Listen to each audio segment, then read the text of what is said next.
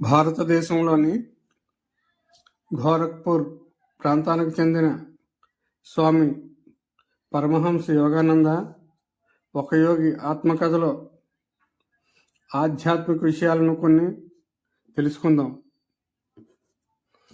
ప్రపత్తి అంటే దేవుణ్ణి ఆశ్రయించటం, శరణాగతి అంటే దేవుడి దయనే నమ్ముకొని తనను తాను అర్పించుకోవటం అన్నవి నిజంగా పరమోన్నత జ్ఞాన సాధనకు మార్గాలు.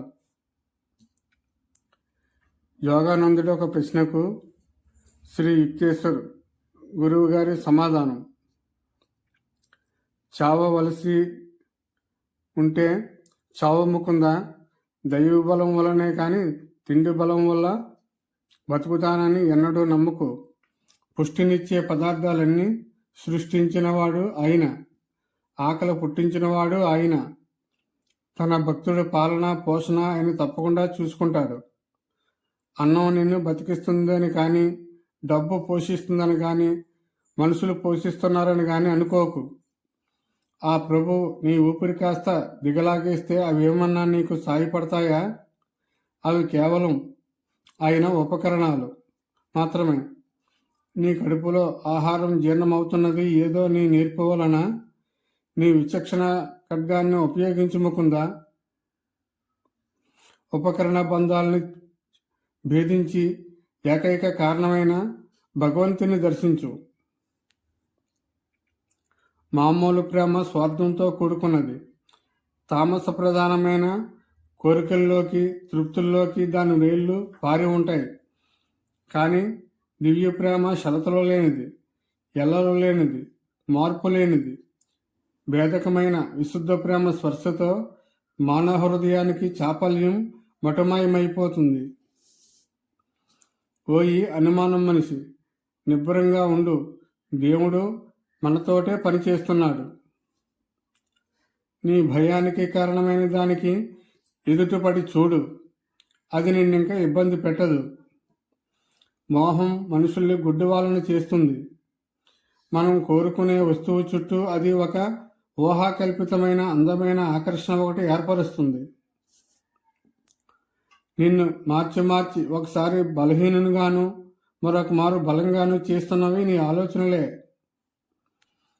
మనుషులందరి గత జీవితాలు అనేక అవమానాలతో చీకటి ముసురుకొని ఉన్నవే. మనిషి దైవీభావంతో దృఢంగా నెలకొనే వరకు మానవ ప్రవర్తనను ఎన్నడూ నమ్మటానికి వీలు లేదు. నువ్వు కనుక ఇప్పుడు ఆధ్యాత్మిక కృషి చేస్తున్నట్లయితే ప్రతిదీ మెరుగుపడుతుంది. విశ్వాసఘాతకుడైన స్నేహితుడి లాంటిది శరీరం. దానికి ఇవ్వవలసినంత మాత్రమే ఇయ్యండి, అంతకు మించి వద్దు. కష్టం సుఖం అనేవి అస్థిరమైనవి. ఈ ద్వంద్వాల ప్రాబల్యం నుంచి బయటపడటానికి ప్రయత్నిస్తూనే వాటినన్నిటినీ నిబ్బరంగా ఓర్చుకోండి. జబ్బు స్వస్థత కూడా ప్రవేశించే ద్వారం ఊహ. మీకు జబ్బు ఉన్నప్పుడైనా సరే జబ్బు అనే వాస్తవాన్ని నమ్మకండి. గుర్తింపు పొందని ఆ సందర్శకుడు పలాయనం చిత్తగిస్తాడు.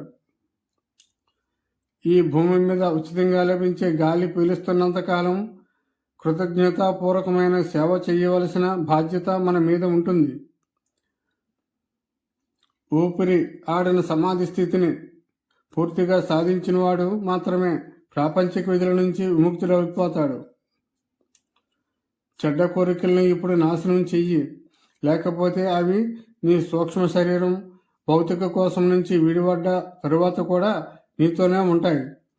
శరీరం వాటిని నిగ్రహించలేనంత బలహీనంగా ఉన్నప్పటికీ మనస్సు ఎప్పుడూ నిరోధిస్తూ ఉండాలి. వాటి ఆకర్షణ కనుక క్రూరమైన శక్తితో నీ మీద దాడి చేస్తున్నట్లయితే నిష్పాక్షిక విశ్లేషణతోనూ అజేయమైన సంకల్ప బలంతోనూ దాన్ని జయించాలి. ప్రకృతి సహజమైన ప్రతి వాంఛను జయించవచ్చు.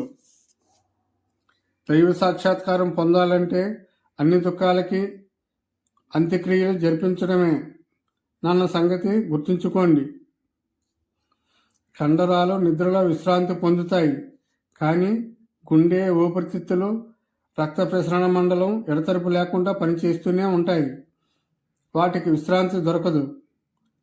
అధిచేతన స్థితిలో ఉన్నప్పుడు అంతరింద్రియాలన్నీ విశ్వశక్తి చేత విద్యుత్ ప్రేరితులవుతాయి. తాత్కాలికంగా నిశ్చల స్థితిలో ఉండిపోతాయి. కోపం అన్నది తీరని కోరిక వల్ల పుడుతుంది. నేను ఎవరి దగ్గర నుంచి ఏమీ ఆశించను. అందుచేత వాళ్ళు చేసే పనులు నా ఆశయాలకు వ్యతిరేకంగా ఉండవు. నిన్ను నా అవసరాలకెన్నడూ వాడుకోను. నీ నిజమైన సంతోషమే నా సంతోషము.